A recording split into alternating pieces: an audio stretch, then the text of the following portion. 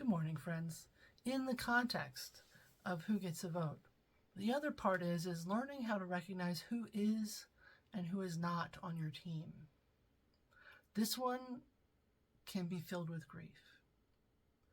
Being able to recognize what someone's goal is and what someone else's goal isn't. I've had people in my life that very quickly I knew they were on my team. And they did things that told me that what was important to me was important to them. And they stay in my inner circle. There are other people who, when I speak up or I'm trying something new or I'm making an endeavor or I'm doing something difficult, I get met with discouragement or criticism or judgment. And it doesn't really feel like they're on my team. And that is very much in line with who has a vote. But voting is different than the teammate, because someone that is on my team may not still get a vote on what I'm doing in my life.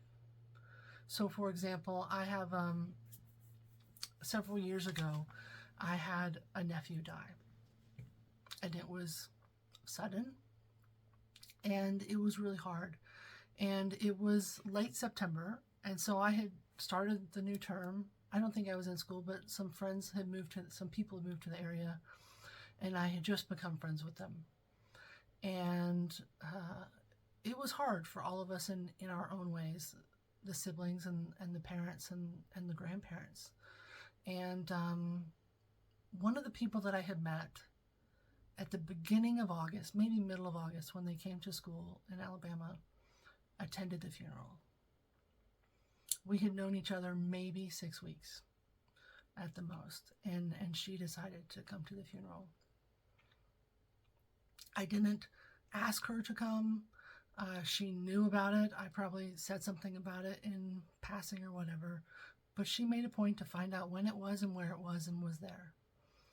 And I knew that she was on my team.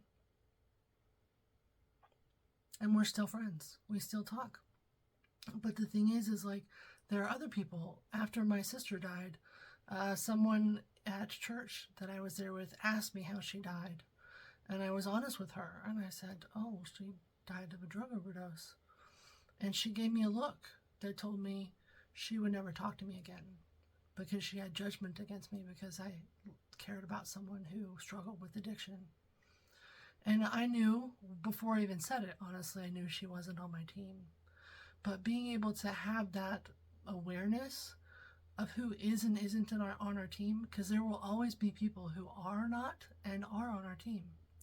There's one of my neighbors who has, anytime I talk about what I do for work or when I started my business or things like that, was very celebratory and excited. And at our house, we call her my biggest fan. And it's the power of knowing that you have a fan out there, that you have people cheering you on, that you have people on your team that want you to do well and succeed, and also are very intent on creating the safety you need to be able to keep trying. And how we communicate those things and how we speak to people tells us what those are. Being able to recognize, this person is on my team, and maybe I can trust them in something greater. Maybe I can do something more. Maybe they are someone that I can trust and rely on. Several years ago, I went to go visit a friend, and they were asking where I wanted to eat.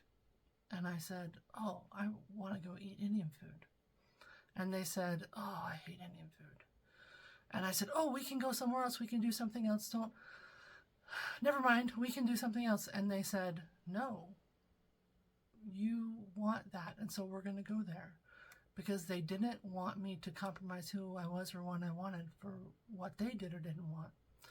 And it was just another experience of recognizing who is on my team and being able to say, oh, I know who is on my team and who isn't.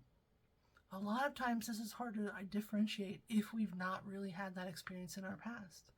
If we didn't have supportive family system, if we didn't have good friends, if we had bullying in our experiences, it's hard to know who are the people who would support us and do support us.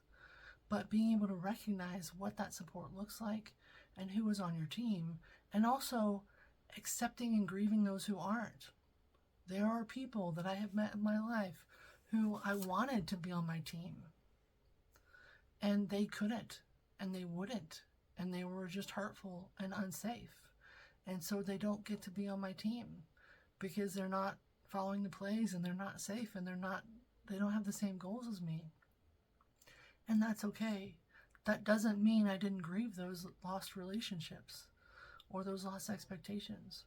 So when we're talking about who has permission to give me feedback, who has a vote in my life, also be looking at who is on your team.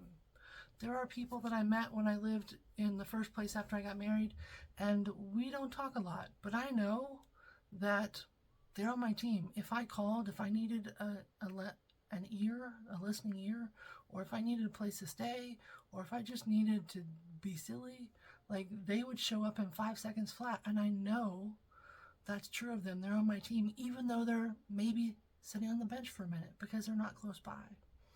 And so being able to remember who is on our team, and if we don't have teammates, how do we build a team? And we'll talk about that later. Have a good day.